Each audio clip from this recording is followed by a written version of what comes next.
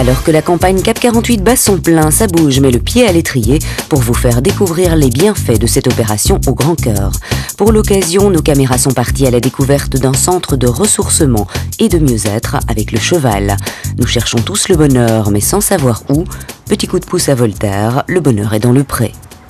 Une association qui a fait du cheval un partenaire de choix pour stimuler la communication, améliorer l'image de soi, mieux vivre avec un handicap. Redresse-toi, redresse-toi. Ok.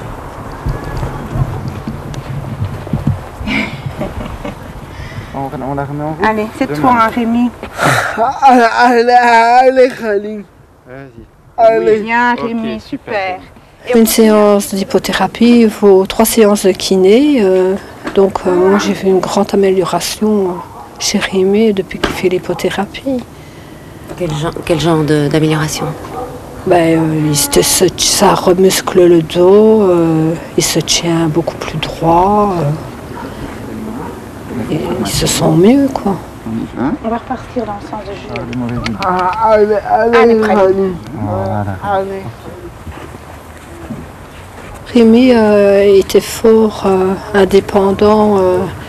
Il ne s'acclimatait pas beaucoup à les autres enfants.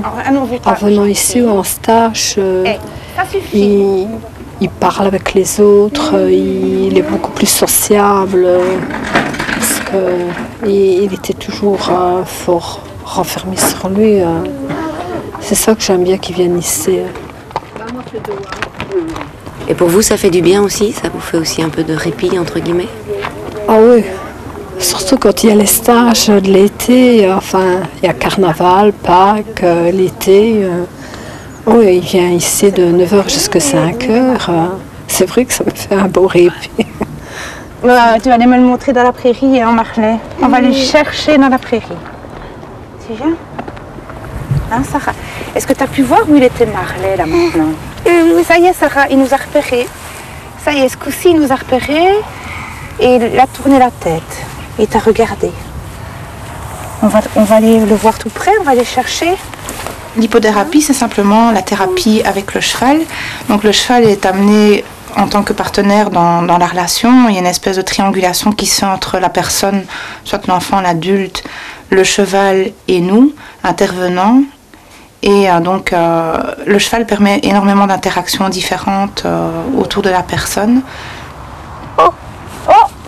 Mais il y a Quinoa qui venait de vous. Ça, Quinoa, c'est une curieuse. Hein. Donc je voulais qu'elle ait une activité autre que l'école et la motiver. Et comme elle adore les animaux, je me suis dit on va essayer l'hypothérapie. Parce que c'est bien pour le mental et le physique. Parce qu'elle a marché très tard, donc elle n'est pas très à droite. Et elle ne parle pas beaucoup non plus. Donc ici elle essaie de communiquer quand même avec Marie-Noël. On parle aux chevaux, on fait plein de trucs, quoi. Allez, Marley. Allez, venez. Allez, allez. Bon, t'es là, tu vas nous montrer la route, hein. Tu suis le chien, Sarah? Quel genre d'activité est-ce qu'elle fait ici? Elle prend son poney, Marley. Puis elle ne fait pas que monter dessus, hein. Elle le brosse, elle le nourrit. Elle fait des parcours avec des cônes et elle doit prendre, je ne sais pas comment ça s'appelle, c'est pas une laisse. Et alors elle doit le mener, donc faire des petits parcours comme ça. Donc elle doit rester bien concentrée à ce qu'elle fait aussi. Et voilà, quoi. Et c'est vrai que tout ça fait qu'elle grandit quand même. Regarde, ça c'est une... Donne voir un peu ta main. Ça, donne, regarde, ça un petit peu. Comment c'est? Comment c'est? Oui. Oui? C'est bon pour Marley? Ah. C'est bon pour Marley? Oui. Allez alors. Tout doux. Oh, il se relaxe. Hein. Il vient de souffler, Marley. Ah, ça y est, il est relaxé. Ça apporte de l'attention déjà, une espèce de centration sur soi, mais sur l'animal aussi, puisqu'on est obligé de faire attention. Sarah est obligée de faire attention un peu aux deux. Sarah, par exemple, elle a besoin aussi d'énormément d'attention par rapport ne fût-ce qu'à sa marche, à sa démarche. Et donc, au lieu d'être distraite par toute une série d'éléments qui la sortent un peu d'elle-même, le cheval va l'amener peut-être aussi à ce qu'elle puisse faire attention à elle. Ah ben Sarah, félicitations. Bien relaxée, bien droite sur ton cheval. Elle se tient mieux. Parce que le cheval lui permet d'avoir une bonne double maintien de la colonne vertébrale, donc elle se tient bien. Et puis elle essaye de parler quand même. On comprend pas toujours tout, mais bon, elle essaye. Et c'est vrai qu'elle adore venir, donc pour nous c'est chouette aussi, quoi.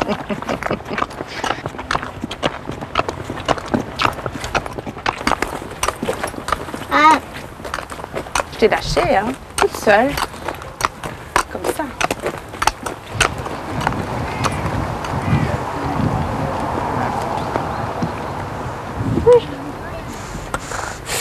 Ouais, mais tu regardes le cheval. On a changé de cheval aujourd'hui, on a changé de poney. On a pris chocolat.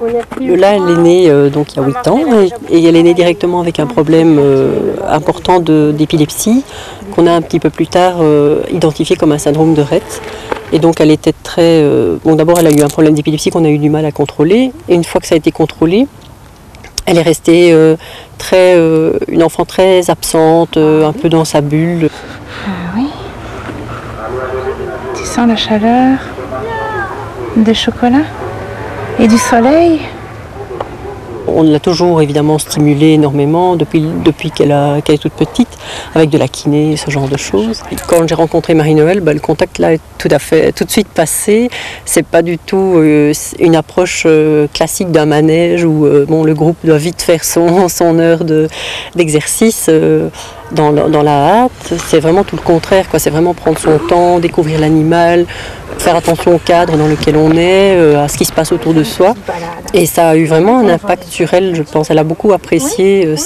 D'abord, au début, c'était la découverte, c'était l'inconnu. Elle est restée assez indifférente au début, mais on a vu vraiment au fil du temps une évolution et un intérêt grandissant pour l'activité, quoi, pour le cheval et pour le cadre, les éléments, l'air, le vent. On va se promener avec chocolat.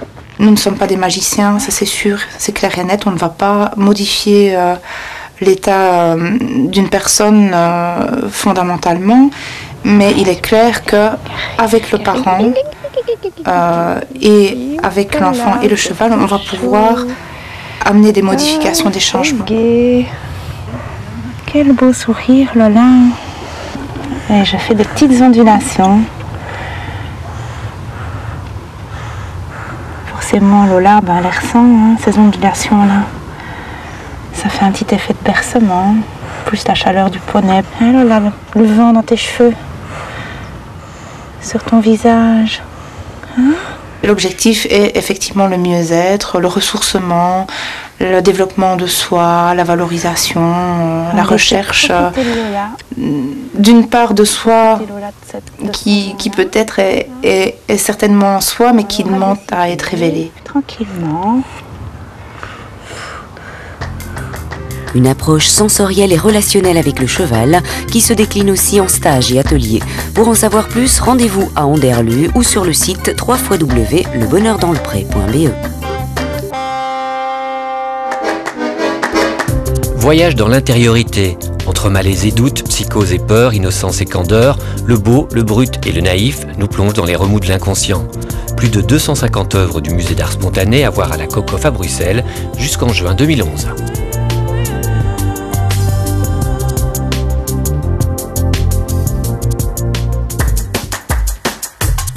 125 ans au service des personnes déficientes visuelles. Des années de combat pour plus d'autonomie, plus de droits et plus d'informations. Les Amis des aveugles fêteront leur anniversaire avec le grand public à l'esplanade du Grognon à Namur le 13 octobre. Avis à tous les citoyens concernés de près ou de loin par le handicap. La toute nouvelle Ligue des droits des personnes handicapées fait appel à vous. Venez joindre vos forces à son combat pour une meilleure politique en faveur des personnes handicapées.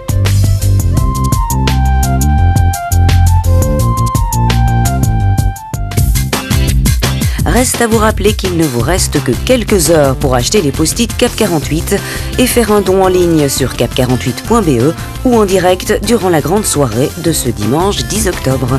Très belle semaine à tous et à samedi prochain.